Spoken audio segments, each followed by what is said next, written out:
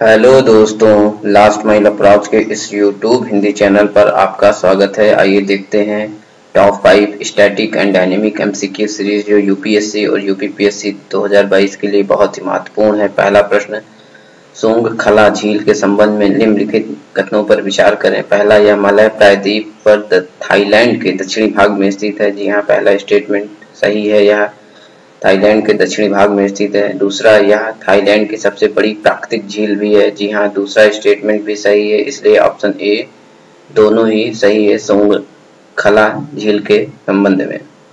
बढ़ते हैं अपने दूसरे प्रश्न की ओर। कौन सा विकल्प गुड फ्राइडे एग्रीमेंट या बेलफास्ट एग्रीमेंट का सही वर्णन करता है? ऑप्शन ए 10 अप्रैल 1998 को हस्ताक्षरित समझौते की एक जोड़ी जिसने उत्तरी आयरलैंड में एक राजनीतिक संघर्ष ट्रबल की अधिकांश हिस्सा को समाप्त कर दिया। ऑप्शन बी जर्मनी में आयरिश लोगों के पुनर्वास के लिए समझौता। ऑप्शन सी द्वितीय विश्व युद्ध के दौरान फ्रांस में शांति लाना। ऑप्शन डी स्पेन और पुर्तगाल के बीच सीमा विवाद को सुलझाने के लिए।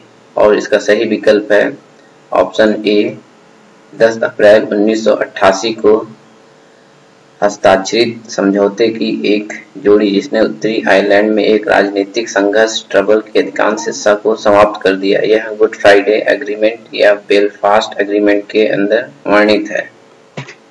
तीसरा प्रश्न, सही विकल्प का मिलान करना है। एक तरफ अनुच्छेद दिए हुए हैं, दूसरे तरफ भारतीय संविधान के प्रावधान। पहला अनुच्छेद 102 सदस्यता के लिए अयोग्यता को बताता है। जी हाँ, पहला स्टेटमेंट सही है। अनुच्छेद 102 में डिस्क्वालिफिकेशन ऑफ मेंबर की बात करता है।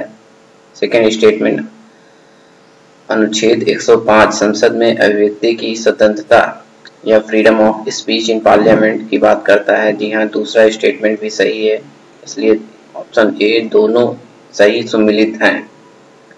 चौथा प्रश्न, इस्लाम की ऐतिहासिक भूमिका इस्लामी संस्कृति पर एक निबंध किसने लिखा है? Option A Manvendra Nath Roy. Option B sir Syed Ahmad Khan. Option C Badruddin Tyabji. Option D Maulana Abul Kalam Azad.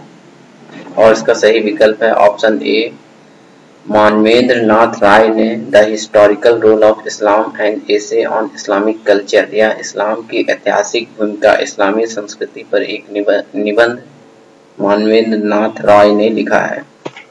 पांचवा प्रश्न, मौद्रिक नीति रिपोर्ट के संबंध में निम्नलिखित कथनों पर विचार करें। पहला, यह आरबीआई की मौद्रिक नीति समिति द्वारा जारी किया जाता है। जी हाँ, पहला स्टेटमेंट सही है। दूसरा स्टेटमेंट, यह आरबीआई के गवर्नर एमपीसी के पदेन अध्यक्ष होते हैं। जी हाँ, दूसरा स्टेटमेंट भी सही है, इसलिए दोनों स्टेटमेंट सही है।